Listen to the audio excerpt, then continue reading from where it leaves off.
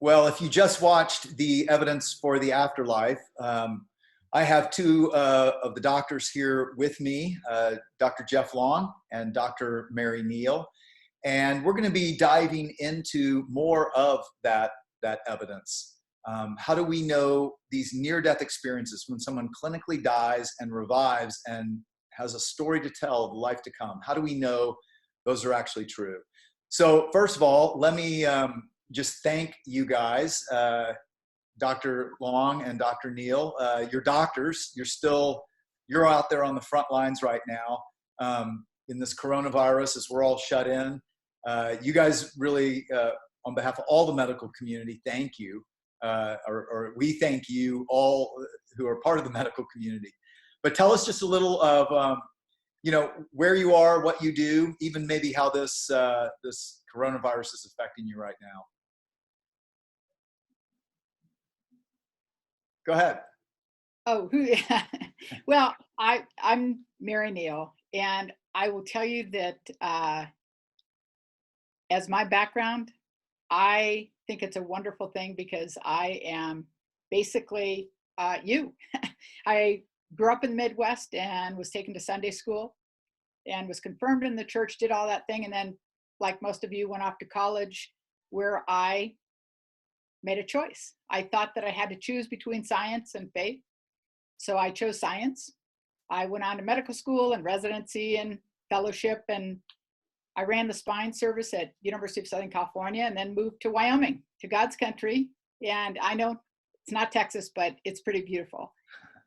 And I now live in Wyoming and I practice as a spine surgeon. And these are trying times. I mean, it's a very difficult time to be alive, I think, without a foundation of faith. It's very difficult. You said you had a 14-hour surgery yesterday, didn't you? I mean, it was a long day. Wiped out. Yeah, I'm pretty tired, but it's such a privilege to be here today and share with you and share with your congregation, John. Thank you for that. Well, it's far beyond that. There are many people who, are listening in that just, probably checked in for the first time and are wondering what all this is about. Hey, Dr. Long, tell us just a little bit about your medical practice. Where are you? How's the coronavirus affecting you? Well, sure, John. I'm practicing in Houma, Louisiana, which is 1 hour away from New Orleans, one of the major coronavirus epicenters. So we're impacted continuously by increasing number of cases, stretching medical care here to the absolute limit. So here I am at work, continuing to take care of my patients with cancer. I'm a radiation oncology physician, which is the use of radiation to treat cancer. So I'm really on the front lines. In addition to being a physician, I'm a near-death experience researcher. I've investigated over 4,000 near-death experiences and have written about some of the largest studies of near-death experience ever published. So that's been something I've been doing now for over 20 years. My journey in my near-death experience research has affected me profoundly. It has greatly increased my faith and understanding that there's a God, that there's an afterlife, that Jesus is a reality and not just a hypothesis. And it's really certainly step by step made me a better Christian. And John, especially in these trying times we have here where people are sick, dying at a level we've never seen in this area of Houma ever that I've been here, I think that ability to reach out to people with that courage, compassion, and that faith is more important now than it ever has been. Well, I think it's important for people to know that, kind of like Mary was saying, neither of you started there, did you? I mean, Dr. Neal, I'd love to hear a little more of your story, but I'm curious, just like if you had heard about a near-death experience before you actually had one, what do you think your response would have been? Or did you hear about them? Oh, no, I really had never heard of them until I died. And if I had heard of them, I'm pretty sure I would have just rolled my eyes and thought, that's a little out there. Because I will admit that when I did start having kids, I did take them to church. But I will also readily admit that I think I took them to church mostly to give them a moral foundation rather than actually a way of living. And I I don't know. I mean, I'm a little embarrassed to admit that, but no, I was, and actually I continue to be a scientist. One of the things that I discovered is that the choice between science and faith is a false one, because science and faith answer different questions and really coexist very easily.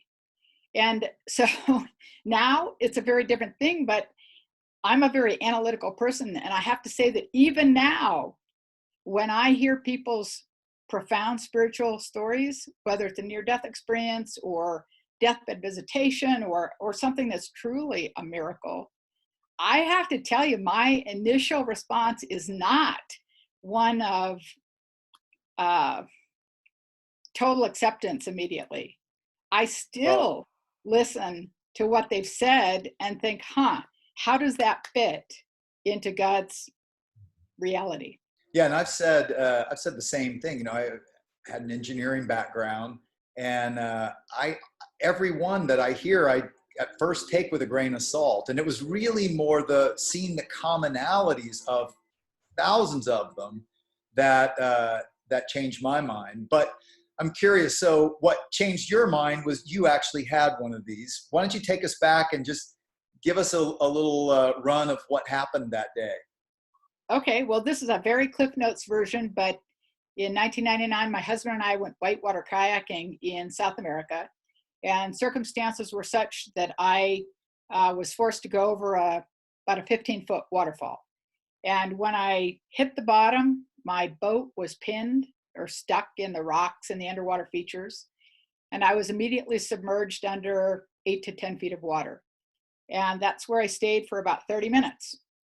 And while I was under there, I didn't panic. I mean, I'm a spine surgeon. I'm very used to high stress situations. But the thing that really changed my life and has really gone on to help other people reevaluate their own lives is that at a certain point, I made a very active choice not to passively say, oh my gosh, God, please come and save me, or a passive acceptance of God's will, but I made this active choice to say, no, God, not only do I want your will to be done, but I'm really excited about it, whatever that meant, living, dying. I mean, I had a husband and 4 little kids. I had everything to live for, but it was a very active choice. And when I asked that question, and I meant it for the first time probably ever, I was then immediately overcome with this incredibly physical sensation of being held and comforted and reassured that everything was fine. My husband would be fine, my little kids would be fine. And the most incredible part of that is that I knew that I was being held by Christ. And it took me a long time to acknowledge that publicly, because it's so outlandish. I mean, I already said I was no zealot. I hadn't earned the right to be there. I hadn't deserved it. But there I was, and I knew that Christ would be there holding anyone who asked, anyone who showed. How did you know? How did you know it was Jesus? Well, people always ask that, and my response is always the same, which is, okay, I've been with my husband for almost 40 years. If I went to the grocery store and I saw my husband, I would not have to walk up and ask him if he were Bill. I know my husband. This knowledge was absolute and pure and complete, and it was Jesus Christ who was holding me, and that is just the reality. I mean, that is just a knowledge that is beyond questioning.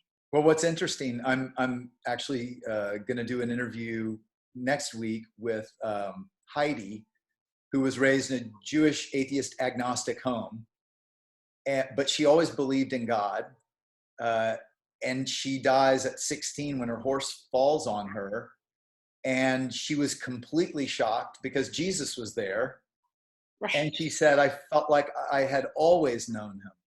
Yeah. And Jesus, no matter what one's background is always the guy that shows up. It's never anyone else if someone's going to show up. And I have to tell you, even though I am a physician and I've been around death in my training and my practice. I had never lost anyone I knew or loved, and I had never really thought about death. This was not something I hoped for or expected. I'd never really thought about it. So part of me was just so surprised that, oh my gosh, wow, this might be true. What's going on here? And then he took me through this life review that truly was nothing I could ever have imagined. It had everything to do with grace and absolutely nothing to do with, guilt or remorse or regret or any of those destructive emotions. It had everything to do with grace and God's absolute love. It was nothing. I mean, I could start crying now if I really think about it. It was incredible. And people I've interviewed have said that the memory or experience many times is as real today as it was back then. Have you found that? Yes, because I think that profound spiritual experiences have a different quality. It's not a memory. If I told you about big events in my life, I would be recalling a memory. And big events I could remember pretty well, but the little details might change a little bit. I think when it comes to profound spiritual experiences, when we describe them in the present tense. I mean, during all of these experiences, there's a shift in time and dimension. And I don't know the terminology that's accurate to describe it, but I know that when I describe my experiences, I am talking about them in the present tense. This is not a memory that I'm trying to recall. And I actually think that's what the Bible is. I mean, I always learned that the Bible was the inspired word of God, but I actually think it's people who were reliving present tense these profound spiritual experiences. So no, that's, my description and everyone's description is exactly the same one day later or 20 years later. The I've details noticed never that. changed. Yeah, no, Yeah. they've never changed. Okay, now hold on for a second, because when I was still a skeptic, I would have probably been like, I don't know, 30 Absolutely. minutes. I mean, nobody stays dead 30 minutes. How did she know it was 30 minutes? Is there any proof it was 30 minutes? Maybe all of this is like delusion from the last dying effects of a brain. Maybe it's something we just don't understand yet. And I know, Dr. Jeff, you started there as well. So tell us, Jeff, what changed your mind? Well, sure. John, when I first read about near-death experiences, it was a medical journal article, the Journal of the American Medical Association, and I'd never heard the term before, and I was immediately astounded. Now, John, I'm a show me type of person. I think extraordinary claims like near-death experiences, which bring forth consistently that message that there's an afterlife, a wonderful one for all of us, really requires extraordinary evidence.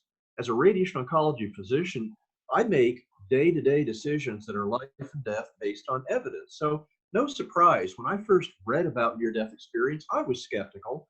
And I said, I want to find out the reality, the truth about near-death experience from the best source of evidence that I possibly can. And that's when I put up my website, encouraging people to share their experience, immediately having a very validated, detailed questionnaire about that to answer the question that I had, the burning question: are near-death experiences for real? Well, that was over 20 years ago, and I can tell you, after over 4,000 near-death experiences, overwhelmingly consistently, the message is absolutely yes. No doubt near-death experiences are real. I was astounded that I went from being a skeptic to being one who says, okay, that is stronger evidence for the reality of near-death experience than, frankly, most evidence lines I have to make my decisions to treat cancer patients. It's that strong. So that really, it's been a part of my life ever since, and it's just been a delight to hear near-death experiences. People share them with us every week, and then we have these beautiful experiences like what Mary just shared. It's become a very important part of my life and certainly increased my Christian faith enormously. So let me push into that a little bit, though, because you're both medical doctors, and I know you both tried to explain them away, or you've had skeptics, Mary, press in and go, well, wasn't it this or wasn't it that, and Dr. Jeff just talked about, two of them in that video of mind-altering drugs or hypoxia. What are some other ones that you've heard, or what have you learned in looking into it? Okay. John, one of the more common things that people think near-death experiences must be, because they're so unearthly, is perhaps they're related to dreams. In the very first questionnaire that I ever put up over 20 years ago, I asked a very open-ended question: was your experience dreamlike in any way? Suggesting that if there was anything about their near-death experience that was like a dream at all, they would say yes and share it. I have never been more embarrassed in the responses I got to questions from people that had near-death experiences. It was no, absolutely no, no way, it's nothing like a dream. And I really felt bad about asking that from near-death experiencers themselves. They were adamant beyond just about anything I've ever seen that near-death experiences have absolutely nothing to do with near-death experiences, in their clarity, in how it's remembered verbatim years to decades after it happened, about its uniqueness from other life events, about that gripping sense of reality that they almost always have every time when they have a near-death experience. So nothing like dreams. A common skeptic question, not even close. Ask anybody who's had a near-death experience about that. Mary, what have been some of the skeptical, pushback? Yeah, well, I mean, what would you have? I would agree entirely with Jeff in that these experiences are not like any other human experience.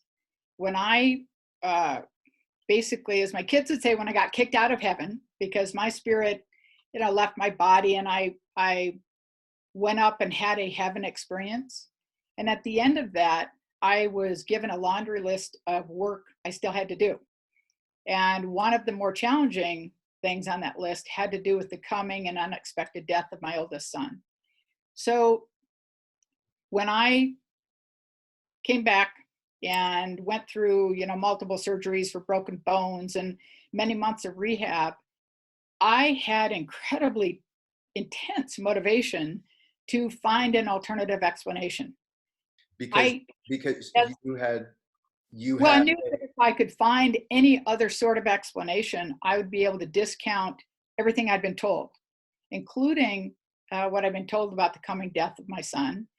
And so, as I said earlier, I'd never heard of a near-death experience, but I went back and looked up every single explanation, including dreams and hallucinations and, DMT or neurotransmitter trips and, the physiology of a dying brain, and on and on and on and on. Everything anyone suggested to me, I latched onto, and I went back and looked at the original literature, the original data, and read everything I could.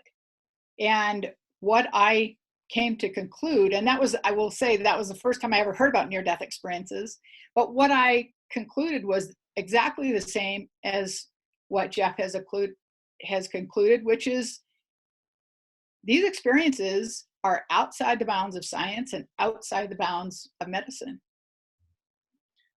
So I know people are wondering, so what happened? Did that happen to your son?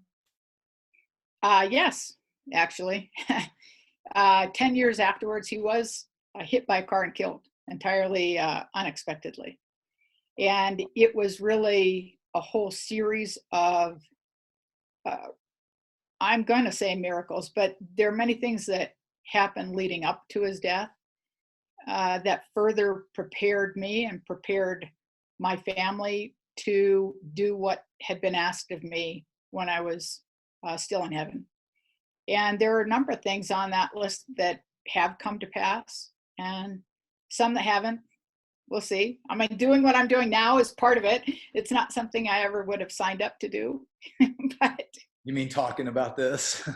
well, talking about this, like most people, I'm not really a public person. But the fact is, these experiences are incredibly common. There are millions of people in this country alone who have had these experiences. And I feel that the more we talk about them, the more encouragement it gives to other people to share their own stories. And through this experience, I have found that transformation comes when people experience things for themselves. If they know someone personally who has had a profound spiritual experience, then it's a whole different game. Then they're no longer a skeptic. So, Dr. Jeff, I know you have debated people even about the alternate hypotheses. What kind of things have you come upon, and why have you concluded no, it's got to be something real? Yeah, good question. I've debated, John, I've debated a lot of folks that have near-death, that are skeptics of near-death experiences. I will say I've never lost a debate.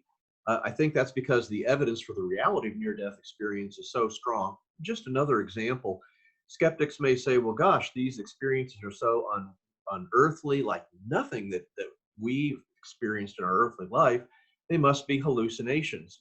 Well, shoot, as a physician, we know darn good and well that people that have hallucinations as a result of altered brain function, the experiences may hop all around. They're more often to be frightening. They're more likely to have unreal content. We know in the medical world, me personally, from having seen people that have had hallucination, that near-death experiences are nothing like hallucinations at all. John, over 20 different skeptical explanations have been proposed over the years, and the reason there's so many is that no one or several explanations make sense, even to the skeptics themselves. So, people seem to come up with a new skeptical explanation every year or two, and that's quickly shot down, and it's there's really no explanation for any part of what's observed during a near-death experience that makes sense. These are, I'm convinced, based on evidence, the real thing, that these are a visit to an unearthly realm of existence and bringing back very important information that is vital not only for the person who had the near-death experience, but certainly can inform, inspire, and help us all to lead better lives, even if we haven't personally had a near-death experience. The other part of it, John, is that people want to focus on things that they don't believe, because most people really don't want it to be true, because it would be very inconvenient for their lifestyle. But when you look at near-death experiences, for example, there are many skeptics who focus on the fact that we don't all describe beauty in the same way. But we all describe intense beauty. But why would we all describe beauty in the same way during our near-death experience when we don't experience beauty the same on Earth? I mean, I think that's one of the things that speaks to the truth of these experiences. And I think it's incredible. I absolutely believe that God presents to each one of us at the time of our death the experience that will speak to us, that will make us feel known and loved and welcome, because we're going home. It's a homecoming party, and God wants to make sure that we know where we are. Well, and just like in a court of law, if you have 10 people who all say verbatim the same thing of what happened, you have collusion, right? I mean, that doesn't happen. But if you have 10 people who say basically the same thing, but all their stories show from a different angle with different details and different perspectives, then you have good evidence. And that's what I found when I studied near-death experiences. There are these amazing commonalities, and I know, Dr. Jeff, you found the same thing. There are these amazing commonalities, but there are uniquenesses along the way as well, and not every experience has the same depth of experience. But when you have people saying basically the same structure of this organized experience that's more real than anything they've ever experienced, and they're saying it all over the globe, young and old, despite their cultural background, I just can't imagine. I just haven't heard anybody give a really good alternate explanation. It usually is, I don't want to think about it. And so it's this. Yeah, John, I couldn't agree more with that. That's exactly what I found too. I think every near-death experience researcher in history has been astounded, as you was and I was, at the amazing consistency of what happens during a near-death experience. In my over 4,000 near-death experiences, it can be young and the old, same experience. Anywhere around the world, same experience.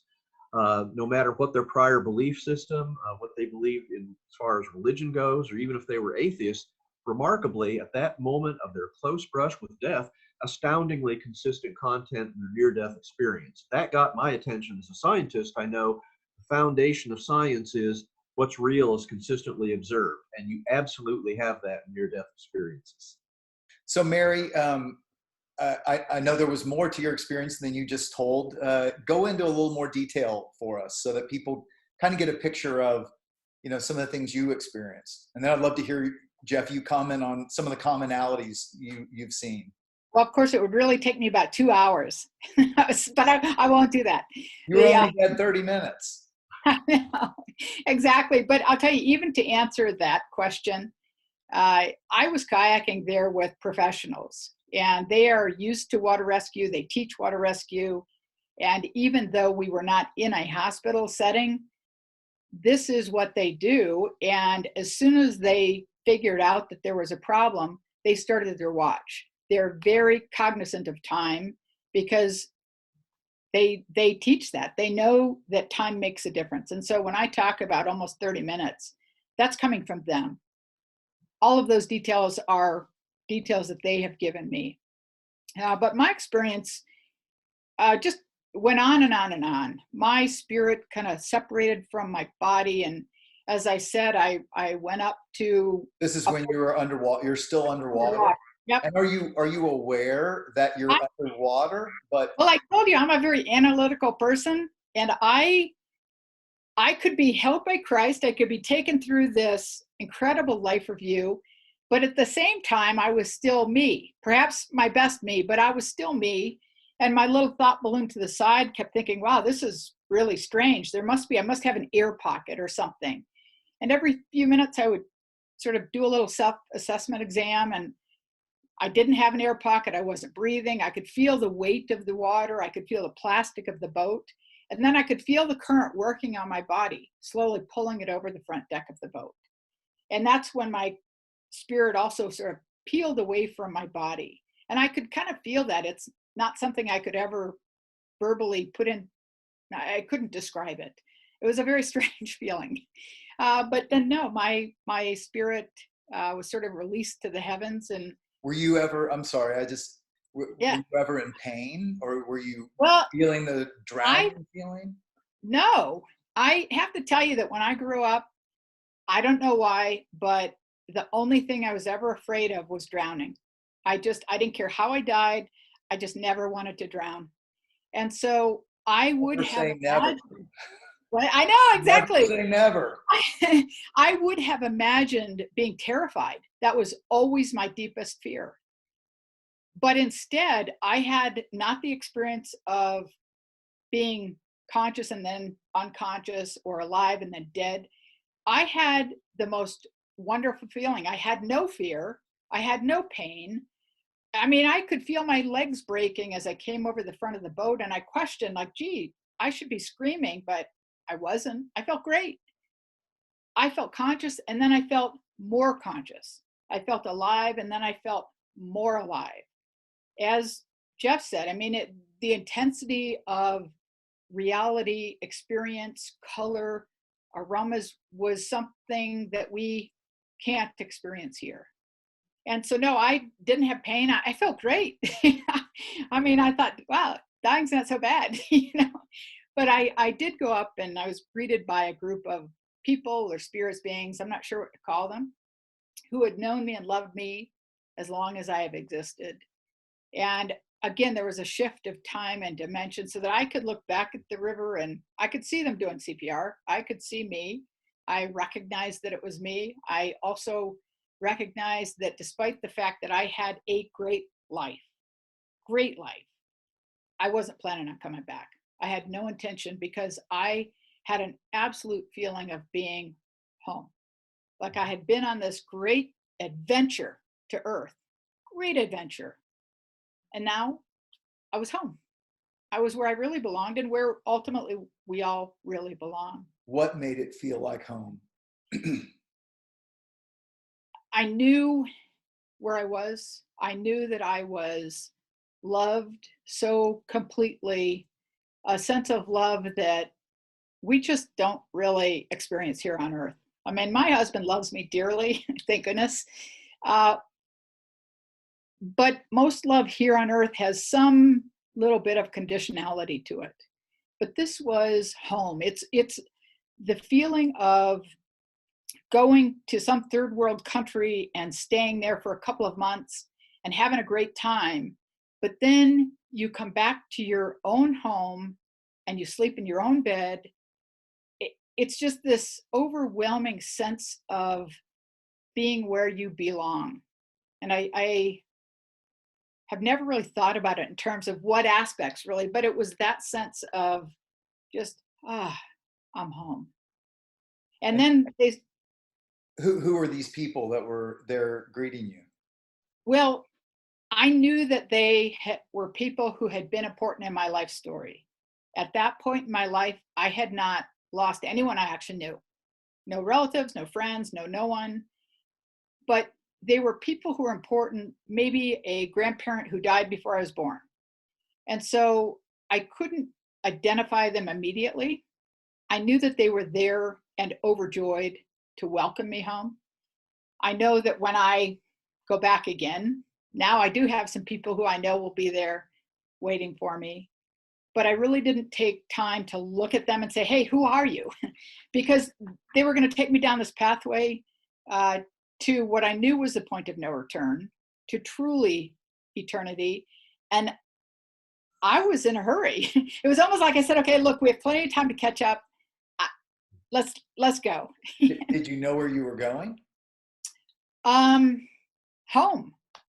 I mean, it was home. You It just was, had the sense, like, okay, I had an absolute, not just sense, it wasn't a premonition, a thought. It was an absolute understanding and absolute knowledge. I and was going home. did you talk to these people? Did you touch them, hug them? What? Well, it's a funny thing, and I wish if I'd known I was coming back, I would have taken more notes. But I wasn't planning on coming back. That's such a funny So, thing to say. there are a lot of things I wish I had done, and I would have if I knew that I was coming back. But they did have a three-dimensionality. I mean, they were incredibly brilliant, and I know this sounds crazy, but they were wearing these robes that were woven together with fibers of love. I mean, it was the most beautiful thing I could ever imagine. And this pathway was so beautiful. And to me, what speaks beauty is color and the intricacies of flowers and the aromas. And that is what I experienced. Every color of the universe and beyond, all at the same time. Like, it's not that they mixed together, but I understood each color simultaneously. And it just is the beauty that makes my soul explode. I mean, it was incredible. And so I didn't hug them. I know that we were sort of dancing kind of, but not, I don't dance here on earth. So it wasn't that kind of a dance, but it was rejoicing, like truly rejoicing. And And we did communicate, but it wasn't talking like we are now. It was almost, and I've never been willing to use that word telepathy because I just think it sounds a little cuckoo. You know, I don't know. I don't know what to call it, but it was almost this transference of knowledge. I don't know how it happens. It's almost like this energy wave or something. I mean, people have said it's like the thoughts, the feelings, everything, no misunderstanding, communication, No, absolutely no heart to misunderstanding. heart. It's very pure, very, very pure. I often imagine, golly, we live in such a veil of communication and such Yes. confused communication and so much misunderstanding. I mean, Right. that would change everything. It would change everything, but I think that's part of our challenge. When I go back to my life review, one of the really life-changing parts of it was being placed back into really painful circumstances and situations, but placed there with an absolute understanding of the life story or backstory of everyone involved. And what I found is that with that understanding, the miscommunication's gone. The destructive emotions are gone. and they're replaced with compassion and love. And you're right, if we could absolutely communicate purely, it'd be a very different world. But that would change our experience here. So that's, that's part of our challenge, I guess. So you said you were moving together, and you're going toward something. How were you moving, and what were you going toward? Well, we were moving along this incredibly beautiful pathway that sort of existed in the middle of nothing. I mean, I didn't really look around, I have to say, but I didn't really see anything underneath it to the sides. It was just sort of existing. And we were going to this great dome structure, for lack of a better way of describing it, that I knew was the point of no return. And How did you know that, and what does that mean? I just knew it. I just, and again, it's a funny thing. This kind of knowledge I'm talking about is sort of like if I gave you a wooden table and I told you it was wood, and you kind of knew it was wood because it looked like it, versus being the person who grew the tree, cut down the tree, milled the wood, and made the table. If you were that person, you would know it's wood, and it's just fact. Deeper knowledge. Right. Yeah. And I knew that this was the point of no return, and I was never able to cross it. We stopped at this archway of sorts, and I was there for what seemed like many hours. I mean, I may have only been without oxygen for about 30 minutes, but it seemed to me like many, many hours. And we did communicate then. I mean, I had this incredible sense of absolute knowledge. I understood how it all works. I understood the divine order of the universe. And I kept trying to hop over the threshold, and I kept being prevented. Well, it's interesting because that border or boundary people describe as in my studies, people have described it in different ways, but there's an intuitive knowledge that this is the boundary you can't cross and still come back to life. In other words, my hypothesis is that truly is eternity, and that's where our decisions as well are eternalized. And I think that's why some people they're still making decisions even in that in between. I think that's true. Yeah. And it's a funny thing, because one would think that you wouldn't have that added time to make decisions, but I think we are still making decisions during that time. And it's only at that threshold then your choices become eternal. And time, how do you describe how time worked on the other side? Oh, time, and it doesn't make sense. And this is biblical, and now I understand it, but I would not have understood it before. There is no doubt that every moment expands into eternity, and all of eternity is in every moment. And I fully recognize that does not make sense, because it's very difficult to understand it. And none of us have the language to describe it. I, like you, always use the analogy of living in a two-dimensional world versus a three-dimensional world. If you live in a two-dimensional world, you can't describe the third dimension because you don't even have the vocabulary to communicate it. Is that what it felt like? Oh, absolutely. When I listen to other people describe their spiritual experiences, I know exactly when they lose their vocabulary, because at a certain part in every experience, you lose words. Those words don't exist. And But so it sounds like it's life, like we know life. it is More? a more expanded life. It's a different life. It's not life. I do believe I was still me in terms of my best me, not my worst me. I do think, but I still think I had my same sensibilities. What I do not know is what happens beyond that threshold, because I didn't get beyond the threshold. But And so I don't know, even if we still have a three-dimensionality to us, It may be that my experience had a three-dimensionality of sorts because that's what I would understand. And you knew yourself, you remember your history. It's all, I mean, you're still you. I did, but even remembering history is remembering it with a very, very different filter, because in God's world, there are no destructive emotions. I mean, if you think about that pure communication, if you think about understanding and what that does in terms of creating empathy and love for people, it's with a different filter. I could remember all of my past, but I did not have, and still to this day, I do not ever feel regret, remorse, anger, bitterness, all of those destructive emotions.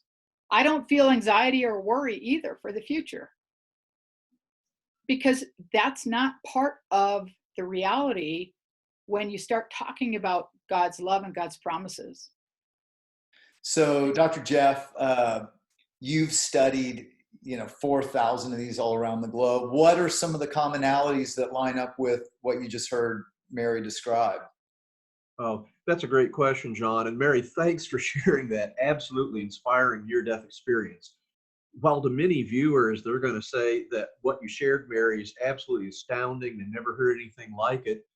In my 4,000 near-death experiences, every major point that Mary made there, I've heard hundreds and hundreds of times. It's part of the detailed pattern of near-death experiences, part of the reality of what we hear in near-death experiences. So just almost line by line from Mary's account there really happens.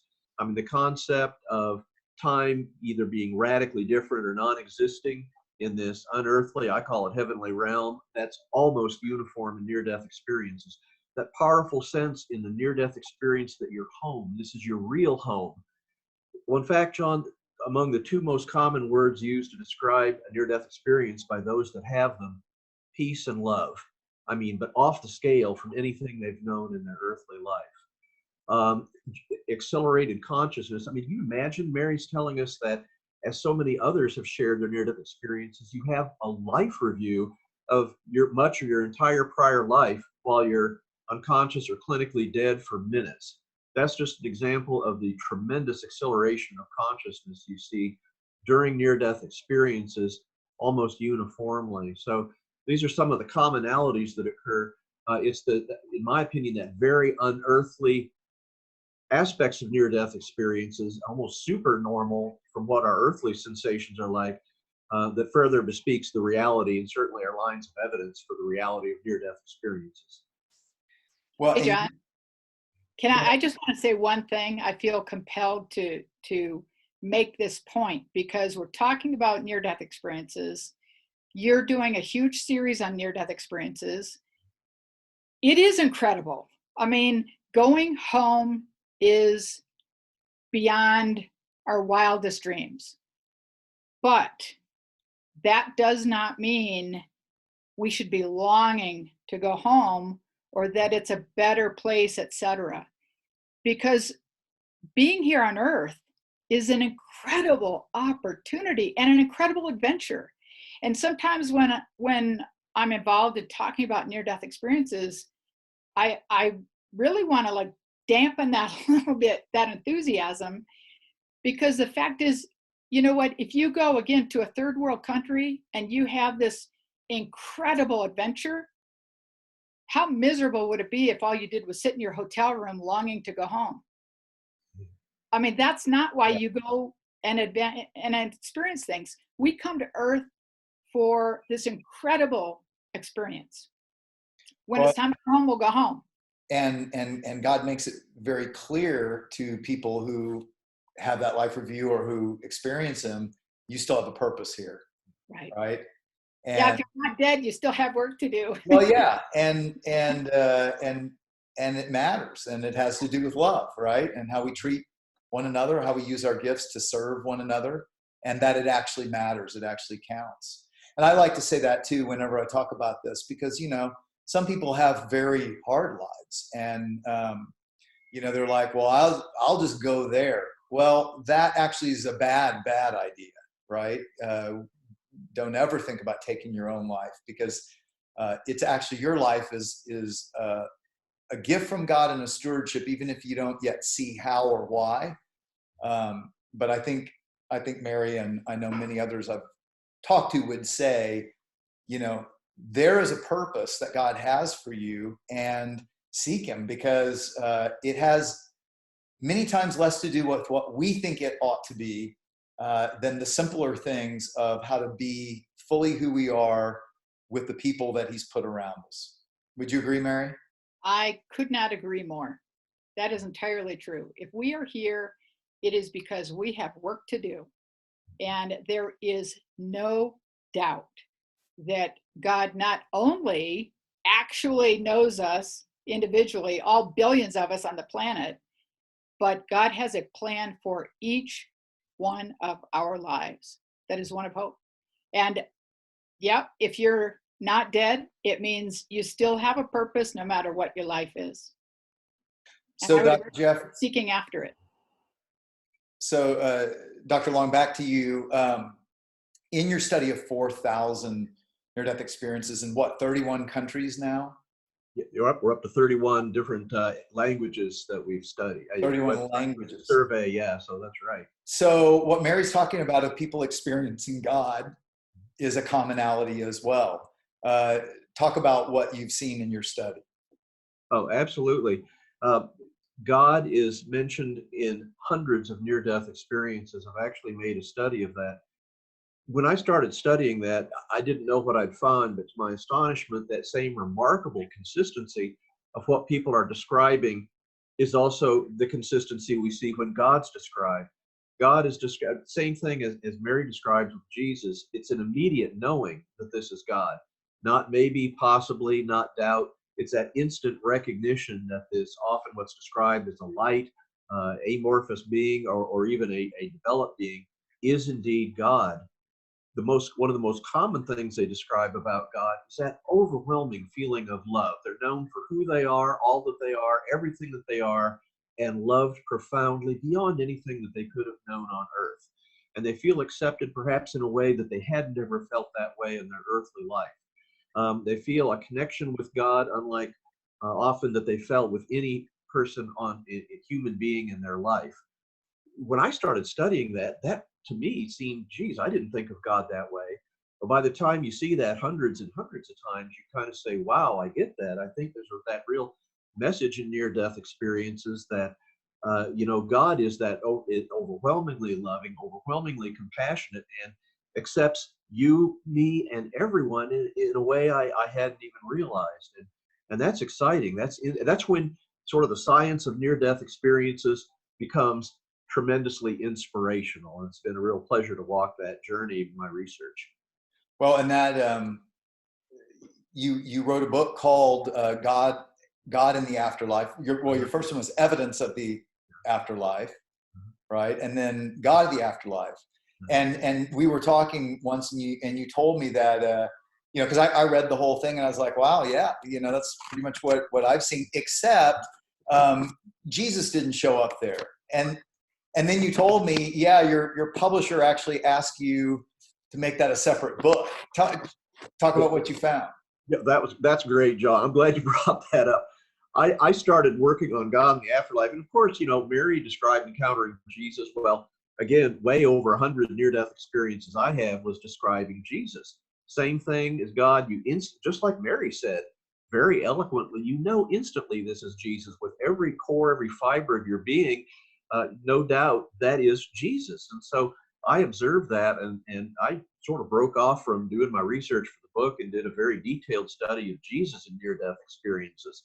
And that was an oh wow moment for me, because even after having studied near-death experiences that long, here's Jesus being described once again and not just some abstract person who's up in clouds or somewhere apart from us. Jesus with the near-death experiencers, listening to them. And that's actually what Jesus' a major role is in near-death experiences, listening. That same profound sense of love people describe with Jesus, that same profound sense of acceptance. And even if people that have near-death experiences felt some guilt or some anger or some resentment, when they're with Jesus, that's all gone.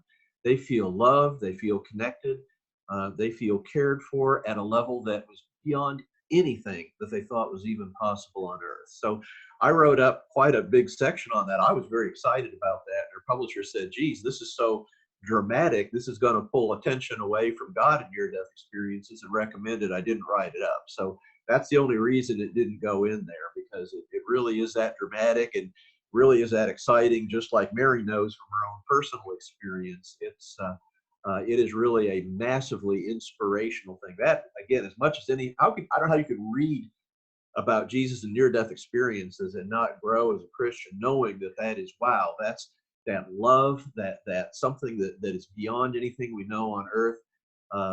That's just inspirational times 100, in my opinion. It certainly was steeled my Christian like thinking. Well, and the fascinating thing in my research is Jesus showing up in cultures all around the world, and in a similar way, this brilliant man of light, and even what Mary said, I've heard multiple people say, like I remember this one woman in Australia, and she describes Jesus, but she didn't say he was Jesus. She knew he was divine. And she was mesmerized looking at his robe of how can a robe be woven together with light. But Mary said it was love. The robes of like love. In near-death experiences, those terms are often synonymous. It's again, love and light, and yeah. It doesn't. There's no English language words or words in the world, as Mary alluded to briefly. Sometimes this is so unearthly in the experience, you don't really have good words for it, and yet it's all that and more. Yeah. Love, light, and that something, beauty, that feeling of connection that is just unearthly. Yeah, and when you see Jesus showing up in experiences in India, this summer I had a woman. She didn't know I had researched 1,000 near-death experiences or written a book or anything, and I'm with her son, who speaks English, but they're from Iran, and she only speaks Farsi, and she starts telling me, she was related to Prophet Muhammad. He was Hezbollah. And he had become a follower of Jesus and was praying for his mom. And his mom starts telling me about how she died, fell to the ground, and she leaves her body and sees her son doing CPR on her. And she turns and looks, and Jesus is there with her. And she knew it was Jesus. And she's telling me this in Farsi, and she doesn't know anything about me. And I had another one in Portuguese when I was in Brazil this summer, and people all around the world. And so I have a question for you, Mary. What was he like? My description is always the same, and it doesn't make sense. But I would say that Jesus looked like bottomless kindness and compassion. And when I try to sum up really what it was like to be with Jesus, and I chit-chatted with him later in another out-of-body experience, I would very clearly say that Jesus is really this physical or three-dimensional manifestation of love. And again, it doesn't make sense, but if there's a manifestation of love, of kindness, of compassion, that's what he actually looked like. And physically, I mean, it looked like all of us. Sort of like the colors on this pathway where I was experiencing all the colors at the same time. I mean, he looked like all of us because we are all part of God's world. Yeah, that makes sense. Did you have a sense that he is God? Or did you have a sense? I mean, what was your understanding? No. And it's still a little difficult to talk about it again because I don't know how to explain in words what I think. But no, I think that Jesus is this physical manifestation of God, God's Son. but not one and the same. For example, I mean, when I pray, I mean, as much as I love Jesus Christ, and it's Easter, as much as I love what he and what God has done for us through him, when I pray, I'm praying to Christ's Father, God. And so my experience was not that it's one and the same, pretty darn close, but still there's a bit of a difference. Well, and that's that's been, I think, confusing to some Christians hearing near-death experiencers, because people experience God the Father and Jesus both in near-death experiences, and even try to describe the Holy Spirit, and very I mean, as I've had them describe it, hard to explain as how that all works together. I think it's impossible to explain with our vocabulary, but there is maybe they're different facets of the same experience. Sort of like looking at a cube from a two-dimensional world, you would recognize different parts of it. Mm-hmm. But even in the Bible, Jesus doesn't pray to himself. Right. He doesn't talk to himself. Yeah. He talks to his Father, and there is a difference. Well, and it's Easter, and what the Bible tells us is that Jesus came to reveal God in a form we could relate to. But it's really an amazing thought, is that God united himself to his creation in the most intimate way. And that's Jesus. So unlike your body stayed dead on earth, your spirit was alive. That's kind of version 2.0, right? So that our physical body is version 1.0. You experienced the version 2.0, but he's got 3.0 because his body and spirit are united, resurrected, is what we talk about. Yeah, and I will tell you the incredible thing about Easter, about the fact that God manifested into this physical form for us, I think has a bunch of offshoots. One thing that I think is really amazing when you think about that is when you try to imagine the depth of love of our Father saying, guys, I so desperately want you to live the joy-filled life that I intended for you. I've got to try to help you get there. I've got to show you a different way of living. And I love you so much, and I want so much more for you, that I'm going to send Jesus to the world so that he can show you my love, so that he can show you how to love other people, so that he can point the way to this life that I want you to live. Yeah. You don't have to live in the Old Testament. We have this new way. Yeah. And I just think when I think about Easter, and I really focus on how much we are loved, that God would do that for us. Yeah. I mean, you got to be kidding. I know. Well, it's incredible because it is like a parent that would literally lay down their life for their child. exactly And it is. Yeah. And not even lay down their life beyond that, because God not only wants the best for us, but wants us to live in a state of joy, which I believe we all can live in a state of joy. Yeah. Well, and what commonly even Dr. Jeff referred to, of how people feel such compassion in the presence of God, not a sense of condemnation, even though as they live their life review, they see their good and their bad, and it's like real evident, and yet that's exactly what Easter was all about, that God was paying for our wrongs so that we can be set free of the fear of condemnation or judgment and the fear of death, all of that. and to live in relationship with God, starting now, but kind of like you said, now is also contained in eternity, and eternity in each of these moments. So one last question, then we'll probably need to wrap up. How, Dr. Jeff, has this study affected you, changed your life?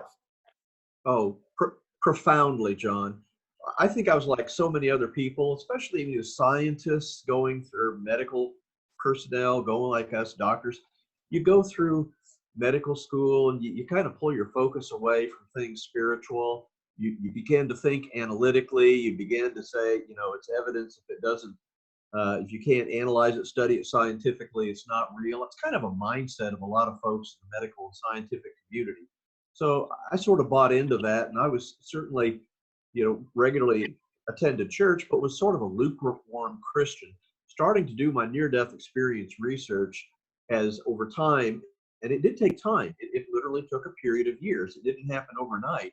But as I kept seeing over and over these powerful messages of love, the powerful messages of the reality of an afterlife, God, Jesus's profound love for each and every one of us at a level I never thought was possible. I don't know how that can help but change you, and it certainly changed me. It's changed me as a radiation oncology physician that fights life-threatening cancer daily, to fight it with more courage, more compassion than ever before. It certainly strengthened my Christian faith far more than I ever thought was possible. I totally get this. It used to be based on faith and to a large extent hope, and now it's certainly still based on faith and hope, but I have that powerful underlying evidence from near-death experience and other spiritual experiences that's helped fortify my Christian walk. It's made a huge difference.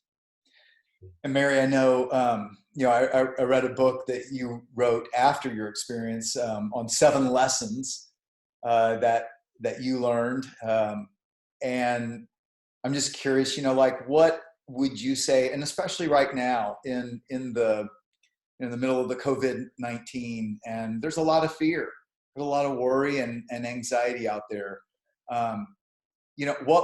What were the lessons that you brought back, or the most important one that you feel like could, speak into what people are going through right now? Yeah, you're right. I mean, I wrote that second book mostly because the first book, To Heaven and Back, was just a good story. You read a good story, you put it down, and you go back to your life. But every story, every experience is only valuable if it has the ability to change yourself or to change other people, which is why then I went on to write 7 lessons from heaven, because there is no doubt that the most meaningful part of this experience for me, and also for other people, has really been the understanding and acceptance that it's all true. It's real. There really is not only a God that knows us and loves us and has a plan for us, but there's a God who has made many promises to us. And if we can, and I believe everyone, even without a profound spiritual experience, can get to the point where they can choose actively to trust those promises. And I think it's in choosing to trust those promises, which I've been able to do because of my experiences, that propels us into this joy-filled life that I really strongly believe we are all meant to live, that we're all capable of living. It eliminates the destructive emotion. When I think about the current COVID-19 crisis, I realize that so many people are living in an intensified state of fear. But I think you have to identify what that fear is. And for most people, it's a fear of death, or a fear of a loved one's death, or a fear of losing your job, or all these fears that have to do with this unknown future. But I think that one of the things that I certainly try to provoke people to do is to address that fear and say, okay, let me actually look into this. Because I find that most people are either intellectually lazy or, spiritually unwilling to look at the data. And I would say, you look at the work that Jeff has done, and you cannot deny the reality and truth of these spiritual experiences. And it is accepting that truth that I think is so life altering for any person. And then I loved, what you wrote in the seven promises, the seven lessons about God's promises, and that is what He's given us through Jesus, time on earth, what He said throughout the Jewish prophets, so that we can know, okay, what can we hold on to, what's true, and it brings that. It's what Jesus taught us to pray. Your will be done on earth, Exactly, as in heaven, because it's not fully on earth. No, I have a list of those promises, and when I face struggles, and we all face struggles, we all face challenges, there's no question that I read and reread those truths, those promises, and not only does that give me the trust, the confidence that tomorrow is coming and there will be beauty that comes out of that situation, but I find that reading through them promotes this continual renewal of choosing to trust. And I find that once you've kind of made that intellectual choice, then all of a sudden you see things differently. You actually see the miracles that occur. You actually see and feel God's presence in your life. And it just continues to become a bigger and bigger snowball. I mean, well, I so appreciate you guys both. I know you're both busy doctors. Thank you so much for taking the time to share with us your journey. I know it's going to help many, many people. It has been a privilege. Thank you. It greatly appreciated. Thank you so much, John.